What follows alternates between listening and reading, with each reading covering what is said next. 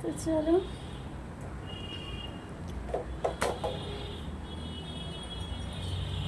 কাজকর্ম চলছে, তো কাজকর্মের তো শেষ নেই জানো।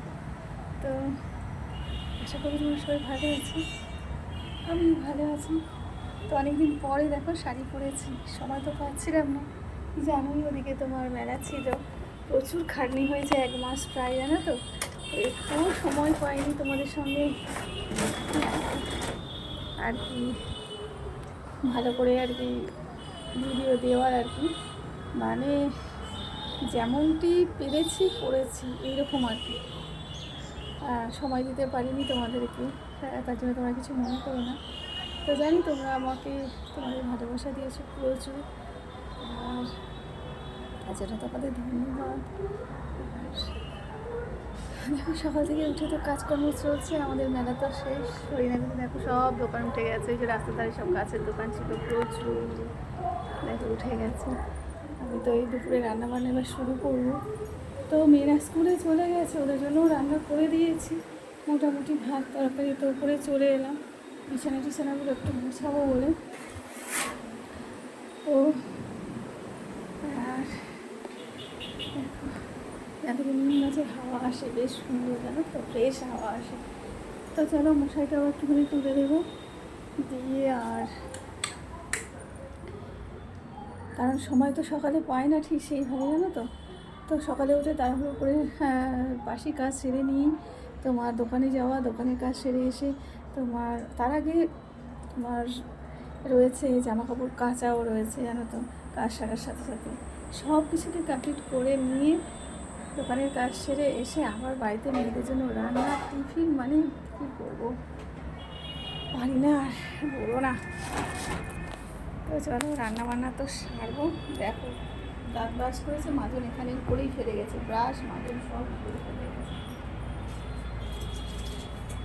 জায়গাটাকে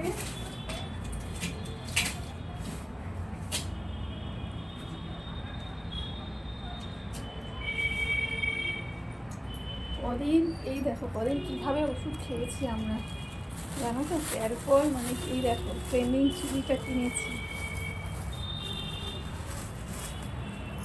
দেখো চুড়িটা কেমন লাগছে, ভালো লাগছে না? এই দেখো চুড়িটা পরা হয়নি এখনও, কিনেছি মেলা থেকে, তো পরবো, সময় তো পাইনি, এবার আস্তে আস্তে পরবো, তোমাদের সঙ্গে শেয়ার করবো। আরও কত কিছু কিনেছি, প্রচুর জিনিসপত্র কিনেছি। তাও কখন করে গেছি বলো তো, সেই রাতে করে গেছি, মানে 11টার পর গেছি একটু, গিয়ে আর টুকটাক জিনিস কিনে নিয়ে চলে এসেছি। দোকান থেকে বাড়ি এসেছি 11:30 11টা এরকম, জানো তো।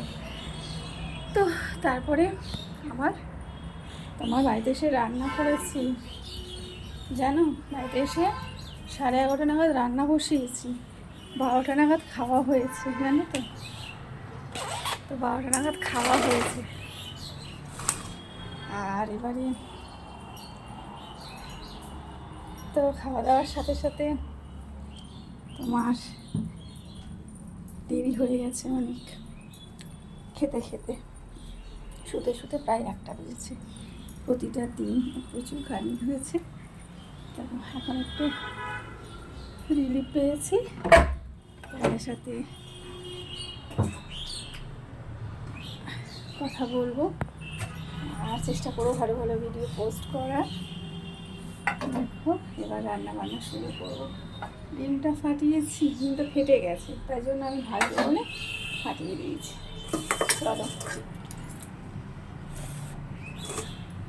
আগে সুজি করেছিলাম, ওই দেখো কেটে কেটে নিয়ে আর সুজির মধ্যে রেখেছি বক্সে করে, জানো তো সুজিটা খুব ভালো খেতে হয়েছে। তো মেয়েরাও একটু খেয়েছে। চলো রান্না বান্না এবারে শুরু করে দিই, দুপুরের খাবারের রান্না বসিয়ে কী রান্না করবো নিজে জানি না এখন। চলো ফ্রিজ থেকে আগে মাছটাকে বার করে নিই।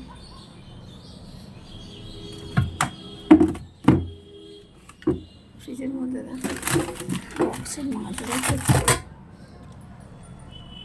ঠান্ডা হয়ে গেছে একদম।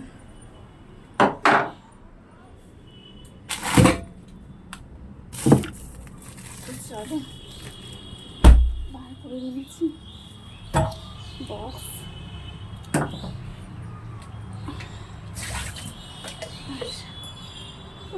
প্রচণ্ড গরম হচ্ছে, আবার এই বেদানা দুটো কাটবো।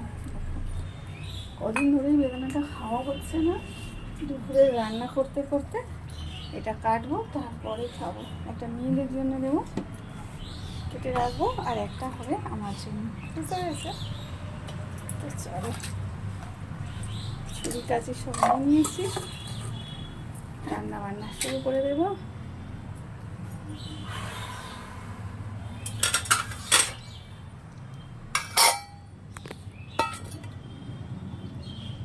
প্রচণ্ড গরম হচ্ছে না তো, চলো।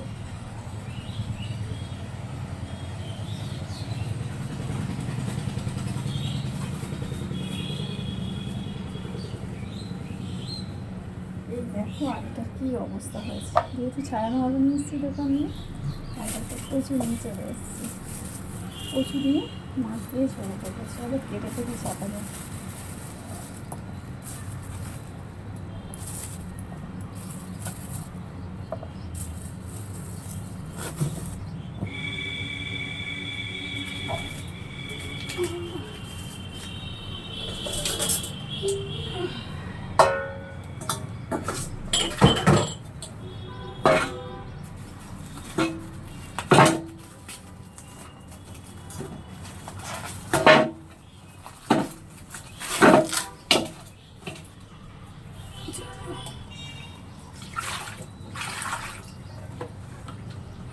এরকম মাছ নিয়েছে, পুরো ঠান্ডা একদম, দেখছি তো জমে রয়েছে, জল দিয়ে ভিজিয়ে দিলাম। এবার আস্তে আস্তে জোগাড় করতে করতে সব রেডি হয়ে গেল। তো চলো রান্না বান্না সেরে নিই, তারপরে আবার দেখা হবে, কথা হবে।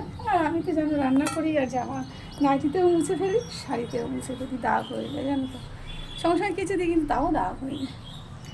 তো চলো টাটা। আর এটা তো হবেই, আমার মেয়েদের জন্য দেখি একটু হয় চিকেন, না হলে একটু ডিম, না হলে যদি ডাল খেতে চায় ডাল, পাঁপড় ভাজা, যাও একটা করে দিতে হবে। তো চলো টাটা। আজকে ওয়েদারটা বেশি ভালো, দেখো না রোদ না বৃষ্টি, বেশ সুন্দর, খুব যে গরম তা নেই। তোমরা ভালো থেকো, সুস্থ থেকো, সুন্দর থেকো।